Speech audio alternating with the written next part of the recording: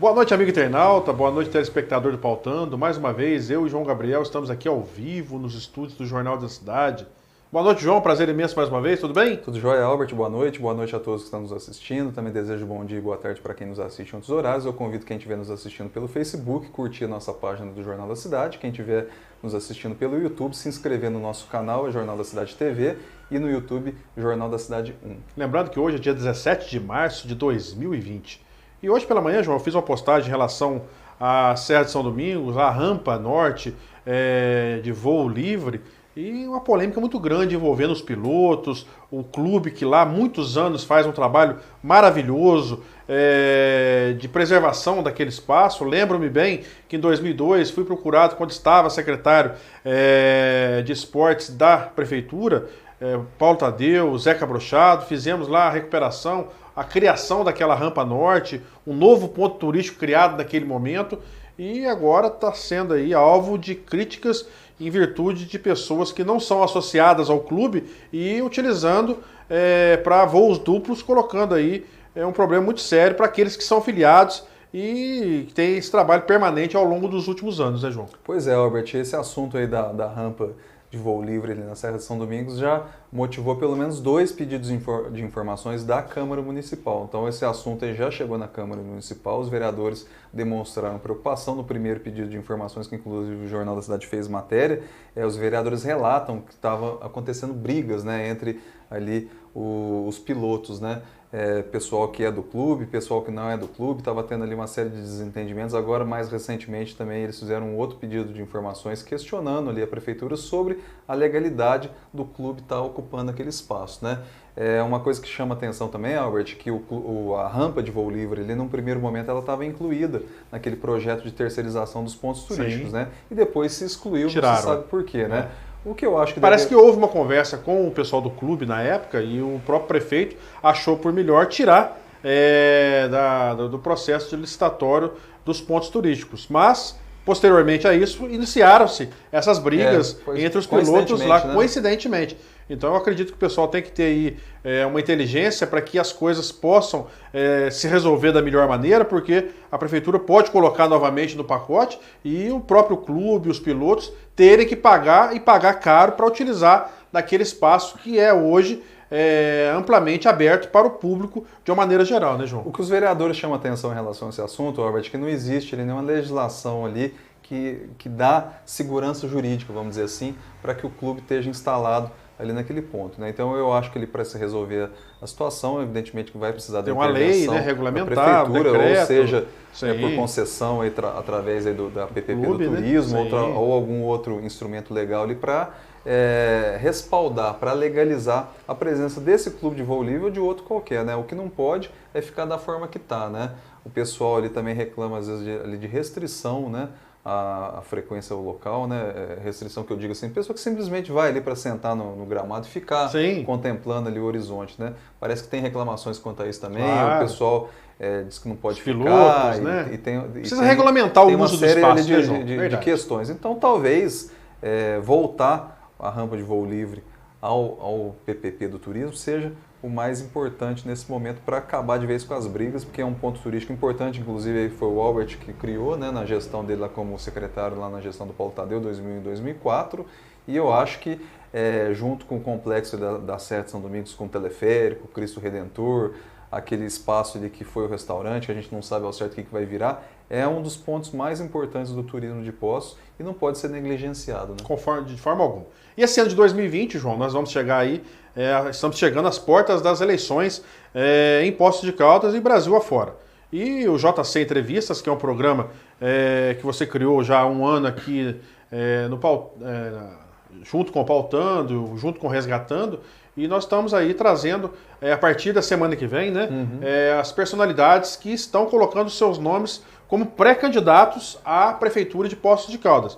E na próxima semana teremos aqui uma entrevista muito boa, você e o Geraldo Tadeu, que vai nos dar a honra de estar participando aqui, já sendo o primeiro entrevistado, e desta forma nós traremos todos aqueles que pleitearem a ser pré-candidato em seus partidos. Eu acho que é importante, né, João, para esclarecermos aí a população, aos nossos eleitores, quem são os nomes que estão aí tentando querer disputar a prefeitura. Né? A primeira entrevista da temporada 2020 do JC Entrevista vai ser com o Geraldo Tadeu. A gente vai também entrevistar outros pré-candidatos e também outras pessoas ligadas aí também à política, aí, que esse ano é eleitoral, então é sempre bom, né, a gente levar esse tipo de informação para o pessoal. Essa primeira entrevista aí com o Geraldo eu vou fazer sozinho, depois o Albert vai dividir comigo a bancada, pode ser que alguma entrevista ele faça sozinho, é tudo uma questão assim, de ajustar a parte técnica, né, aqui do nosso estúdio, mas de qualquer forma, seja eu, seja o Albert, a gente vai levar essa informação para a pessoa mostrar e falar o que de fato ela pretende para Poços de Caldas, né, Albert? E trazendo aquilo que a gente sempre coloca, né, João, a credibilidade dos programas do Jornal da Cidade, nós traremos somente as pessoas que estão pleiteando dentro dos seus partidos. Não adianta falar que é um pré-candidato que vai ser escolhido. E uma das ideias nossas, né, João, futuramente, é fazermos um debate com os candidatos que estão pleiteando aí a possibilidade de ser prefeitos em Poços de Caldas, em 2 blocos. Faremos com os 5 primeiros mais bem colocados nas pesquisas e, posteriormente, os 5 mais mal colocados, assim, vamos dizer assim. Então, vamos trazer aqui muitas informações para os nossos internautas, para os nossos telespectadores, mostrando a credibilidade do Jornal da Cidade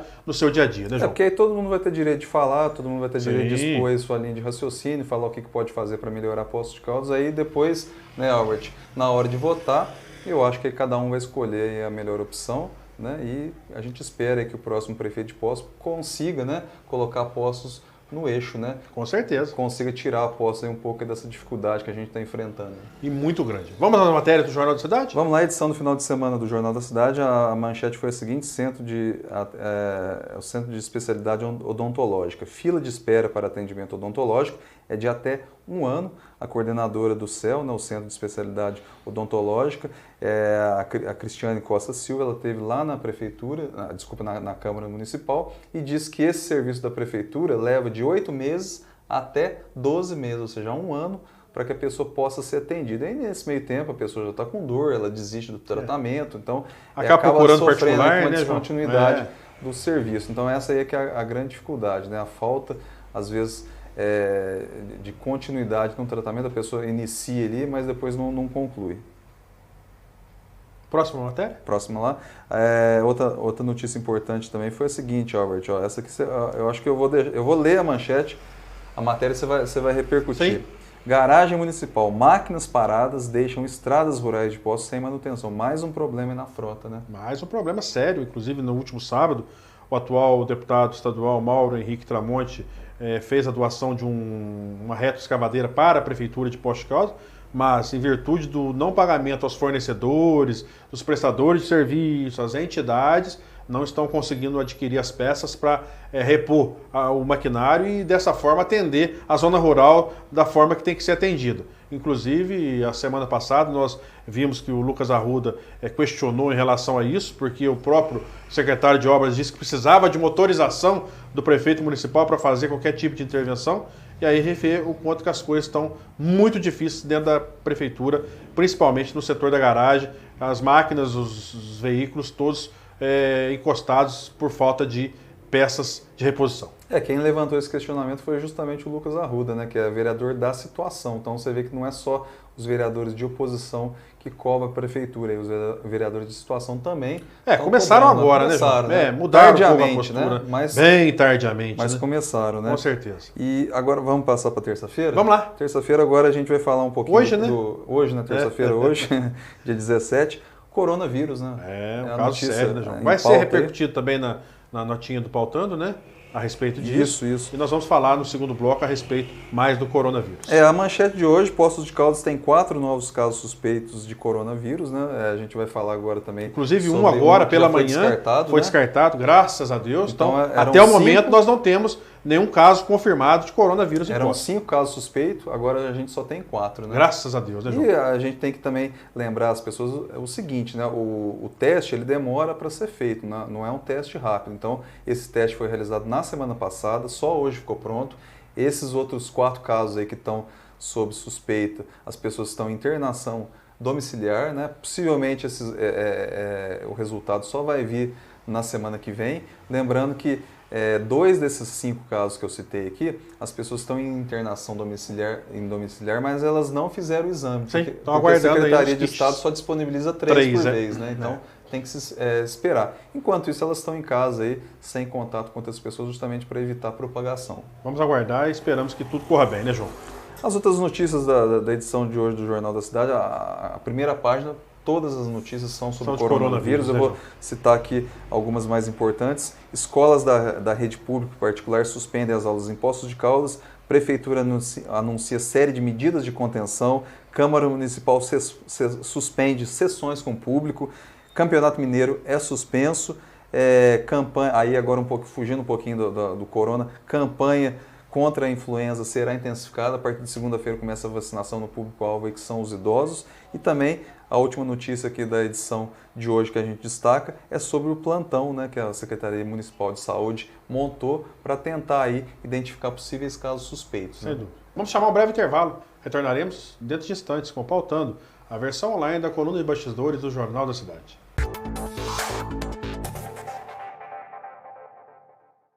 Chegou o jeito mais barato de ficar bem informado e se divertir. Promoção, assinou, ganhou do Jornal da Cidade. Faça uma assinatura digital do Jornal da Cidade e ganhe 2 ingressos para assistir qualquer sessão de cinema no Cinterplex. Receba todo dia o Jornal da Cidade em formato digital, por e-mail ou WhatsApp. Tudo isso por apenas R$30 por trimestre. Assine já. 35 3722 2560 ou WhatsApp 35 99173 4224.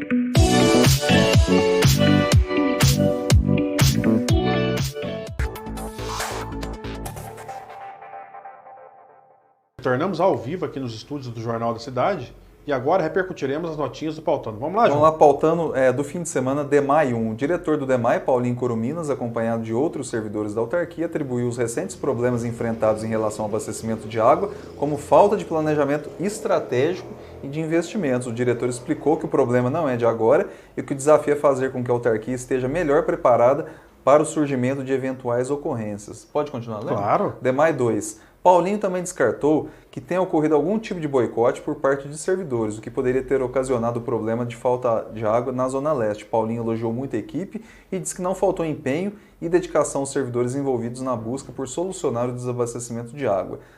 DEMAI 3, o engenheiro rodopiano Marques Evangelista, que também esteve no encontro entre DEMAI e vereadores, concordou que a autarquia precisa de um planejamento estratégico, o que não quer dizer que o serviço e o atendimento sejam ruins, pelo contrário. O rodopiano revelou que em audiência pública ocorrida em Caldas para tratar do abastecimento de água naquela cidade, vereadores caldenses defenderam que o município rompesse o contrato com a Copasa e passasse a ser atendido justamente pelo DEMAI. Isso é interessante, né, Albert? Interessante, é. Legal, né?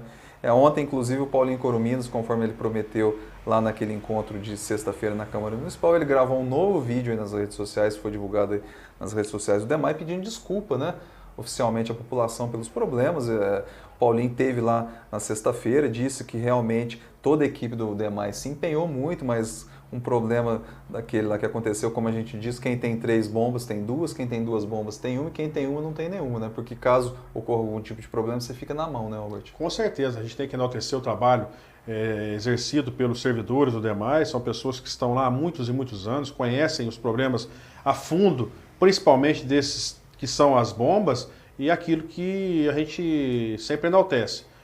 Esperamos que agora, com esses 2 milhões que deverão ser ressarcidos aos cofres do próprio DEMAI, que possam adquirir mais 1 ou 2 bombas, deixar de reserva, deixar ligada, para que nos próximos 20, 30 anos não tenhamos os problemas que ocasionaram nesses últimos 4 anos tão forte igual aconteceu, tanto na Zona Sul, quanto agora, por 2 vezes, em 2 anos consecutivos, na Zona Leste. Quero enaltecer também, João, eu fui procurado pela Vanessa Gavião Bastos, a diretora jurídica lá daquela autarquia, parabenizar pelo trabalho exercido por ela em relação ao que ela vem fazendo em relação a esse caso dos 2,4 milhões de reais. Ela me explicou que foi feito todo o trabalho de sindicância por parte do DEMAI e ela disse que está muito bem adiantado e será penalizada as pessoas que realmente deixaram aquilo que nós sempre cobramos ao longo dos programas. Vai ser cobrado.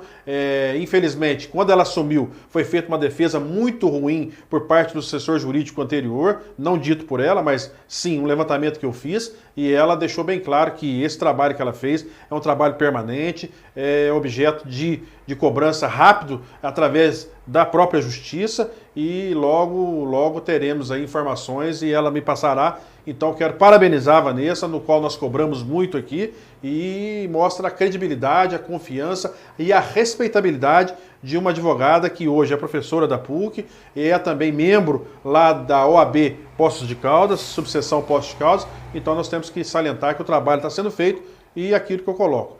O programa está sempre aberto, nós estamos sempre dispostos a trazer aqui as informações corretas, porque as cobranças são feitas e aguardamos que as pessoas tragam para a gente trazer aqui as informações corretas para os nossos internautas. Ô Albert, só para a gente encerrar esse assunto aí do DEMAI, não adianta os servidores serem empenhados, serem qualificados, serem dedicados e tudo mais, se falta o planejamento estratégico. Sem dúvida. Não cabe ao servidor que está lá desenvolver esse planejamento estratégico. Cabe ao diretor. Sem dúvida. Né? A gente está vendo aqui...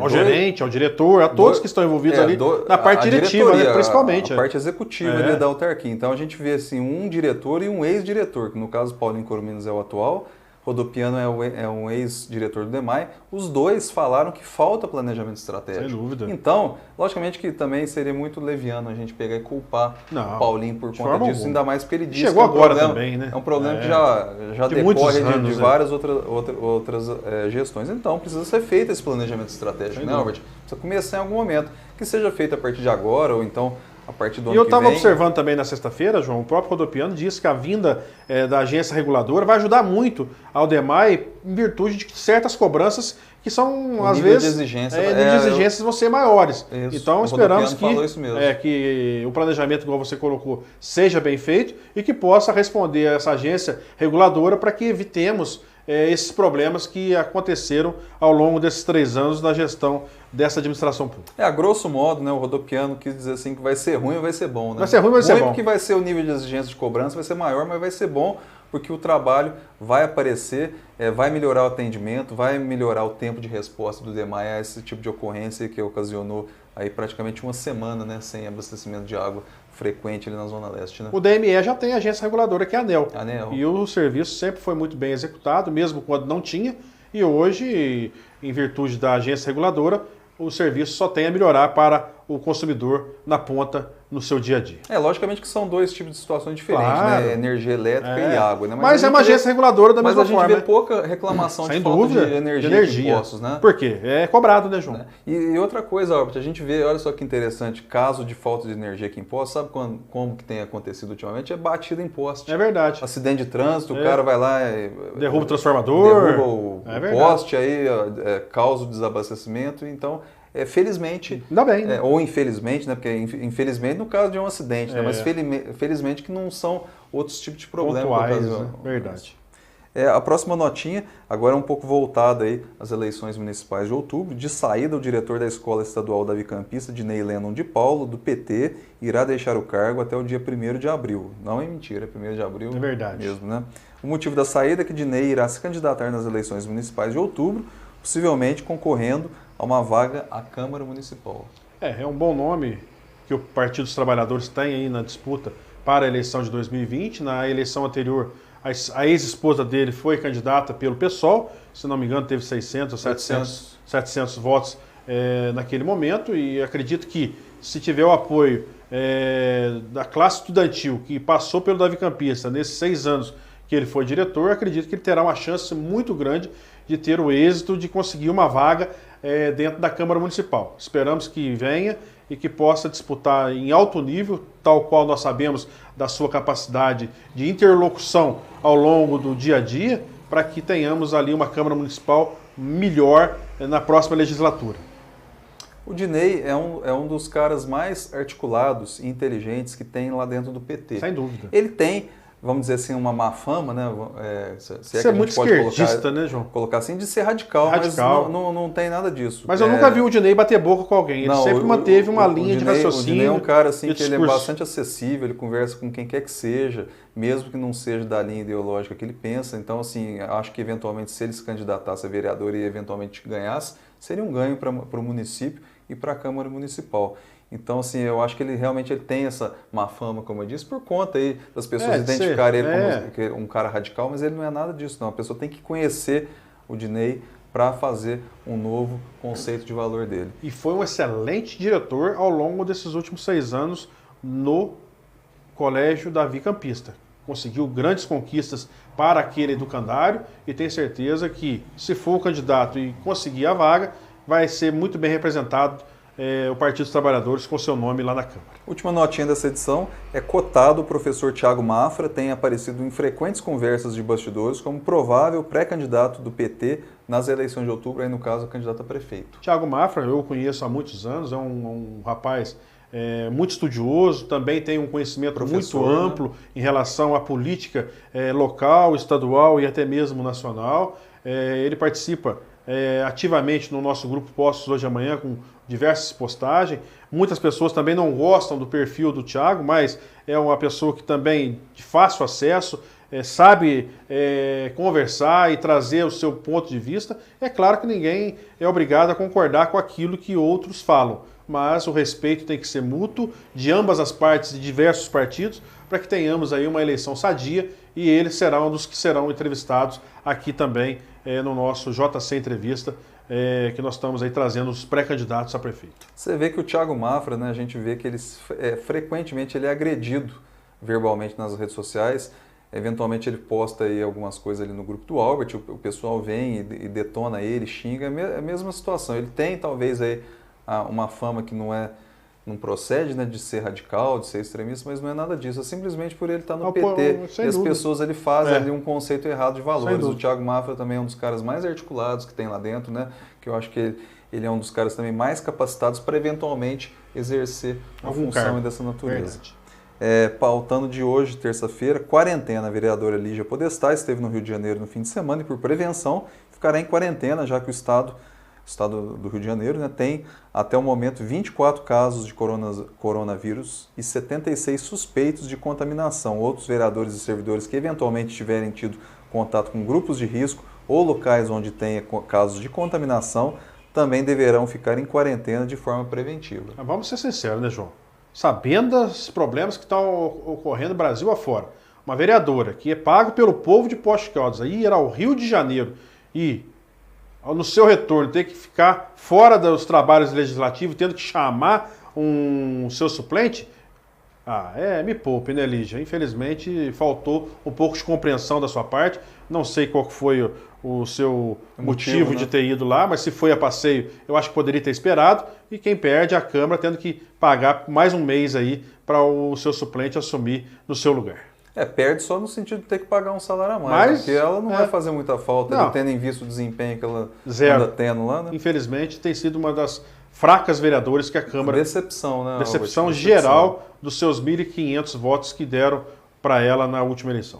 Impacto 1. Diante do avanço do coronavírus no Brasil, a Prefeitura agiu rápido e anunciou uma série de medidas para evitar a contaminação da população local. Apesar da rede municipal de saúde estar se preparando para um eventual aumento de casos na cidade, preocupa também o impacto que a pandemia poderá causar em toda a cadeia econômica do município, já castigada nos últimos anos por recessão e queda de receita. De antemão, sabe-se que os setores mais suscetíveis a sofrerem com o impacto do coronavírus em Poços são o comércio e o setor de serviços. Com recomendações para privilegiar o isolamento familiar e evitar deslocamentos, é provável que o turismo local sofra com a queda de visitantes, ainda mais turistas idosos, que são o público mais atingido pelo vírus e, ao mesmo tempo, representam parcela considerável dos nossos visitantes. Bares, restaurantes e casas noturnas também não devem escapar. Mais do que nunca, a torcida para que a pandemia seja breve. O mais rápido possível, né, João? Porque se realmente atingir toda a cadeia econômica do país, nós vamos ter um problema muito sério em virtude aí dessa situação do coronavírus. Vamos torcer para que as coisas possam acontecer. Poços de Caldas hoje, oficialmente, dia 17 hoje, 17. né? De março, não tem nenhum caso confirmado, apenas 4 suspeitos, um já foi tirado fora, e vamos torcer para que a população possa fazer gradualmente aí a asepsia das mãos, máscaras, para que não tenhamos aí esse problema em nosso município. Robert, só para fazer um complemento final aqui nesse assunto de coronavírus, hoje eu postei a capa do Jornal da Cidade na nossa página do Facebook e teve ali uma internauta que reclamou que foi divulgado só casos suspeitos, né, que é para esperar para divulgar os casos finais. A questão é a seguinte: primeiro, quem faz a divulgação desses casos são as autoridades. E é importante se divulgar a existência de casos suspeitos justamente para manter a população em alerta a cumprir as medidas preventivas. Sem principalmente evitar aglomerações, evitar contato físico com outras pessoas, evitar que se espirre, que se tussa, né, na frente de outras pessoas. Então é importante a gente destacar, porque senão a pessoa pode considerar que não existe epidemia, né? A gente certeza. tem aí várias fake news aí circulando aí. Que é um grande problema nas redes sociais. O próprio presidente da República aí disse aí que o caso não é bem assim. Então é bem assim sim, porque já teve hoje uma morte no Brasil, São Paulo, né? No estado de São Paulo, uma pessoa já morreu por conta aí do coronavírus. Então é uma pandemia, né? Oferece risco, principalmente porque não tem remédio e vacina específica para combater, né? Então a gente tem que fazer o possível nesse período para evitar a proliferação do vírus, né? Como eu falei agora há pouco aqui, a gente acabou de ler uma notinha aqui com a preocupação nossa com a economia local. Com certeza. A gente sabe que a nossa economia aqui ela é baseada principalmente aqui no comércio e no setor de serviços, né, Albert? Então a gente tem recomendações aí de se evitar frequentar lugares com aglomerações. Uma das medidas que a prefeitura anunciou ontem lá naquela reunião foi o fechamento de parques, ginásios, né? Então, por exemplo, assim, vai ser menos gente circulando, né? Para evitar. Parques de ginásios, por exemplo, Parque Municipal aqui da Zona Oeste, Parque Municipal lá da Zona Sul, né? Ginásios poliesportivos, toda a rede municipal de ensino está sem aulas. Isso aí causa também um prejuízo aos pais, porque fica muitos uma trabalham, dificuldade, né, de acomodar as crianças. Então a gente torce para que essa pandemia, né, passe o mais rápido possível. E só para a gente completar aqui o pautando de hoje, Albert, e um detalhe, João, o grupo posta hoje amanhã, deixei à disposição para parte dos interessados da prefeitura, se quiser fazer alguma divulgação. Ontem estive conversando com o Flávio de Lima e Silva. Sim. E estamos à disposição para que coloquemos aí a população mais bem informada com relação ao que a prefeitura está fazendo. Parabenizar a prefeitura que rapidamente interviu e com isso pôde fazer aí a série de exigências para que os nossos munícipes não tenham aí a contração desse vírus. A prefeitura está de parabéns, ela agiu bastante rápido, né? E o importante nesse momento, como não tem vacina, como não tem remédio, o importante é evitar a aglomeração e essas medidas básicas aí para a gente resolver. Para finalizar o pautando, Albert, ao comemorar a inauguração da nova estrutura da UBS Centro, na Rua Pernambuco, o prefeito Sérgio Azevedo disse que a prefeitura já economizou cerca de R$2 milhões por ano com o pagamento de aluguéis ao passar a utilizar espaços municipais para abrigar repartições públicas. Parabéns à prefeitura, esperamos que essa seja uma de várias ações para diminuir o déficit da prefeitura. Chegamos ao final do nosso programa. Considerações finais, João? Só para lembrar que a coluna Pautando circula todo dia no Jornal da Cidade, terça a sexta no formato digital, final de semana digital mais impresso, a assinatura é muito barata, ganha aí 2 ingressos para o Centerplex, apenas R$30. Um grande abraço a todos, até quinta-feira, se Deus quiser, com o Pautando, a versão online da coluna de bastidores do Jornal da Cidade.